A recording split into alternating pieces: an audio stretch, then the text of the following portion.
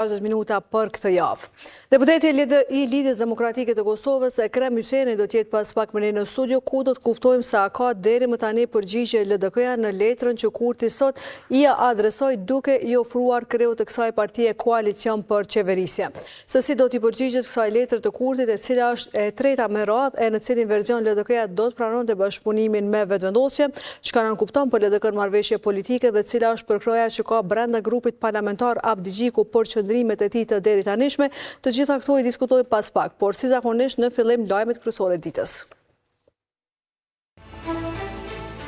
Kreu i vetëvendosjes Albin Kurti përmes një letre i ofron kreut LDK-s Lumir Abdi Gjikut koalicion. Qeverisës e Abdi Gjiku kërkon bashkëpartiakëve që letrën ta trajtojnë pa arrogancë. Dështon për herë të rëndjel 11 konstituimi Kuvendit Kosovës. Vetëvendosja vazhdoi me propozimin e njëjtë e partitë e tjera nuk pranuan votimin e fshat.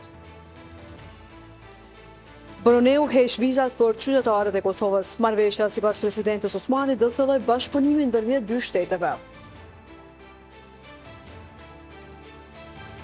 Qeveria izraelite me plan të ri për Gazën. Plani parasheu uzurpimin e ri gjithë rripit të Gazës, krejt me synimin për të shuar presionin ndaj Hamasit që të liroj pengjet. Kryeministri në detyrë dhe kryetari i Lëvizjes Vetëvendosje Albin Kurti ka dërguar ftesë për koalicion Lidhjes Demokratike të Kosovës. Në letrën drejtuar kryetarit të LDK-s Lumir Abdi Gjikut, Kurti e ka përjashtuar koalicionin me PDK-n, e cila deri tash është përgjigjur ftesave për takime. Në letrën e dërguar të hënën, Kurti ka shkruar se votuesit e Vetëvendosjes dhe LDK-s preferojnë koalicionin mes këtyre dy partive. Kryetari i Lëvizjes Vetëvendosje, njëherë është kryeministër në detyrë, Albin Kurti ka bërë ofertë Lidhjes Demokratike të Kosovës për koalicion. Këtë e ka bërë përmes një letre që ja dërgoi të hënën kryetarit të LDK-s Lumir Abdi Gjiku. Në këtë ftesë për takim, Kurti tha se është interesuar dhe i vullnetshëm për marrëveshje politike me LDK-n. Aty ka theksuar se edhe po të mboheshin së shpejti zgjedhjet, qytetarët më shumë do të preferonin koalicionin VV-LDK. Ne edhe mund të shkojmë në zgjedhje të reja ku pak çka mund të ndryshoj për LDK-n dhe mandej sërish do të na duhet të ulemi bashkë për koalicionin LVV-LDK. Pse ta bëjmë atëherë më vonë kur mund ta bëjmë tash? Pse edhe një palë zgjedhje për koalicionin e njëjtë? Kurti në letër ka theksuar se nuk janë të interesuar për koalicion me PDK-n.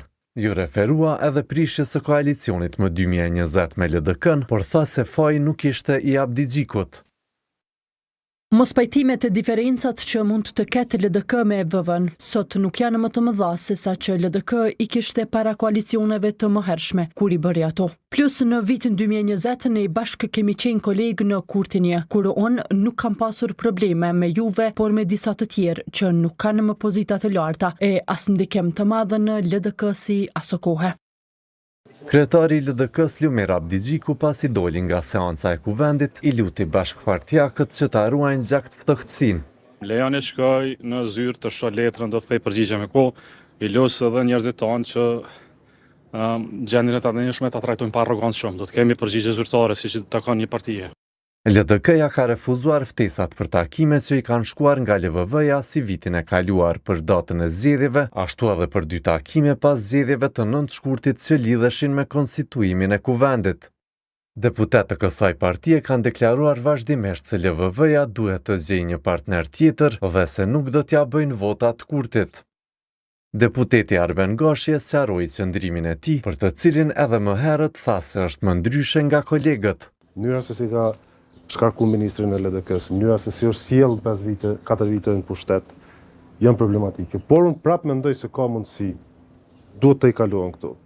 Kush do që tjetë kryeministër nesër ka me ullë me Vučićin, dhe nuk pranon me ullë me Albin Kurtin, ose me Lumir Abdi Gjikun, ose me Emri Krasniqin, në Mosharadinin, apo tjetër. Është e papranueshme, është e paarsyeshme. Duhet të ullën, të bisedojnë dhe të merren vesh, qoftë edhe për shkun zgjedhje. Gashi tha po ashtu se LVV-ja duhet i kërkoj falje LDK-s me që Kurti i ka quajtur hajvana gjatë fushatës dhe për shkarkimin e Agim Veliut më 2020. Problemi është se nuk e sheh, askush nuk përshet mundshëm bashkëpunim me zotin Kurti. Ajo që ka zoti Kurti ka prezantuar në 5 vitet të fundit është problematike. I pyetur lidhur me gjuhën e përdorur nga lideri i VV-s, ministri në detyrë i financave dhe deputeti i LVV-s Hekuran Murati e arsyetoi atë. Nëse i referoni sakt citatit, aty thuhet që personat të cilët premtojnë buxhet më të lartë se GDP-ja, pra nuk kanë sens ekonomik. Murati tha po ashtu se janë të hapur për bashkëpunim.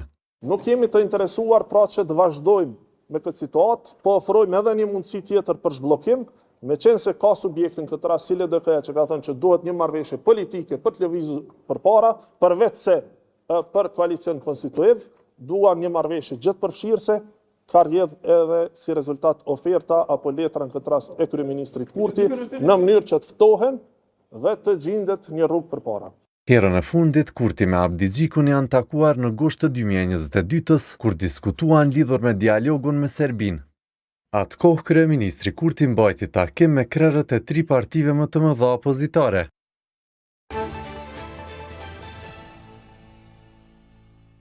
As në përpjekjen e 11 me radhë, Kuvendi i Kosovës nuk arriti të konstituojë. Seanca ndërprej pasi nuk u sigurua korumi për formimin e komisionit që do të organizonte votimin e kryetarit Kuvendit me votë të fshehtë. Propozim ky që erdhi nga lëvizja vetëvendosje me arsyetimin se i kontribuon daljes nga ngërçi institucional.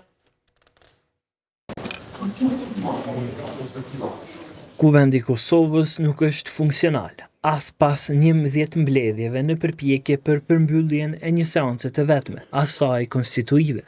Në fillim deputetët mbajtën 1 minutë heshtje për nder të ditës së dëshmorëve, të cilën e injoruan deputetët e listës serbe.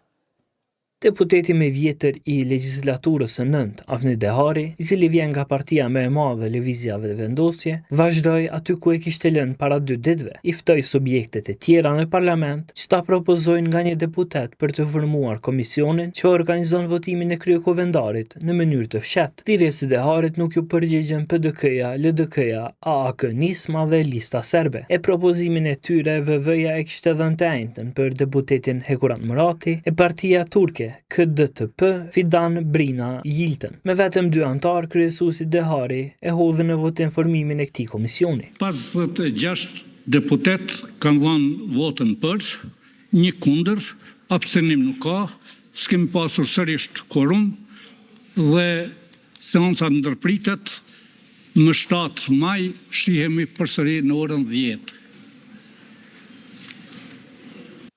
Nga 15 prilli, kur nisi seanca konstituive, deputetët i kanë kaluar 2 pika të rendit të ditës, verifikimin e mandateve dhe betimin. E pika 3, zgjedhja e kryetarit të kuvendit, deri tash ka mbetur e pakalueshme. Sipas aktgjykimit të gjykatës kushtetuese, propozimin e emrit duhet ta bëjë partia më e madhe, në këtë rast Vetëvendosja. 6 herë ka dështuar të marrë votat e nevojshme për të zgjedhur krye parlamentare deputetja Albulena Haxhiu. E për të 3-ën herë Vetëvendosja po tenton ta ndroj formën e votimit, nga i hapur në të fshehtë. Këtë në partinë më të madhe e kanë prezantuar si formulë për zhbllokimin e ngërçit në kuvend. E partitë që në legjislaturën e kaluar ishin në opozit, kanë konsideruar se ndërimi i formës së votimit në këtë pikë shkel rregullorën dhe kushtetutën.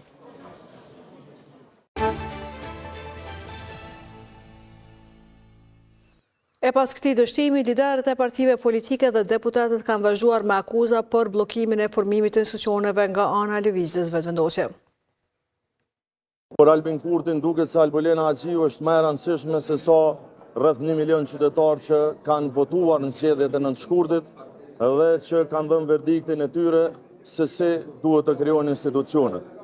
Por në mungesë të besimit, në mungesë të numrave, në mungesë të shumicës për të bërë vetë kryeministër Albin Kurti, ai po luan me Albulena Haxhiun duke mbajtur atë si kandidatën e cila nuk ka kaluar, nuk kaloi e as do të kalojë në të ardhmen. Është e qartë tash se pa pas një marrëveshje politike edhe pa u definu se cila partia, se cili subjekt mund të asiguroj shumicën për të krijuar kuvendin edhe qeverinë e Kosovës, nuk mendoj që do të ketë ndonjë rezultat.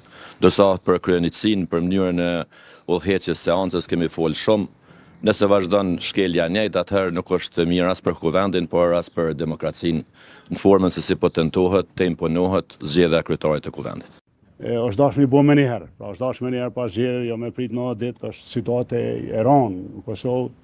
Ja për shembull na po harrojmë tash tema tjera. Rritja e çmimit të energjisë është bo problem i madh për prodhues. Ftesa ime është për 3 partitë të mëdha që të marrin kohën e duhur, gjajnë rrugë edhe ligjore, të marrin kohën e duhur sa ju duhet, edhe të gjeni zgjidhje. Zgjidhje e cila do të çonte krijimin e institucioneve të Kosovës, edhe parlamentit edhe qeverisë. Tashmë, besoj procesi është i qartë. Tema këtu është qeveria, e jo vetëm kryetari i parlamentit.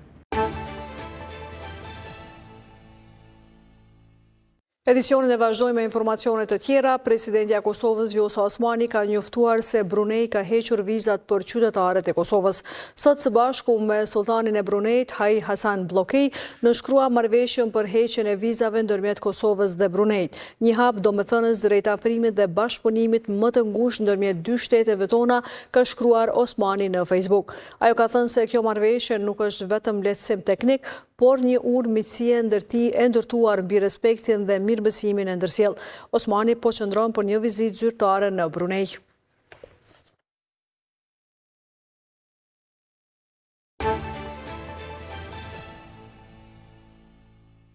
Ministria e Industrisë, Ndërmarrësisë dhe Tregtisë përmes Agjencisë për Investime dhe përkrahjen e ndërmarrjeve në Kosovë ka lansuar të hënën thirrjen publike për përkrahje financiare të ndërmarrjeve mikro, të vogla dhe të mesme për vlerjen e makinerive të avancuara prodhuese dhe përpunuese në vlerë prej 5 milion eurosh, raporton Ekonomia Online.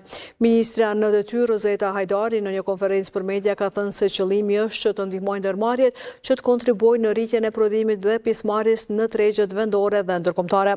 Synojmë që të rrisim punësimin e qëndrueshëm. Përparësi ka ndërmarrjet mikro, të vogla dhe të mesme, ka thënë Mesjerash ajo.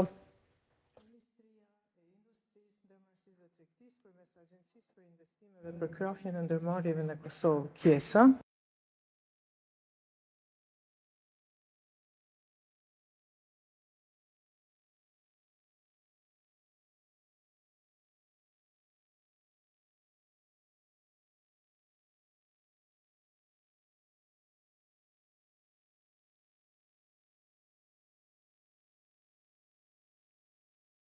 Temi kësaj konference është që t'i njoftojmë qytetarët, konkretisht bizneset, se Ministria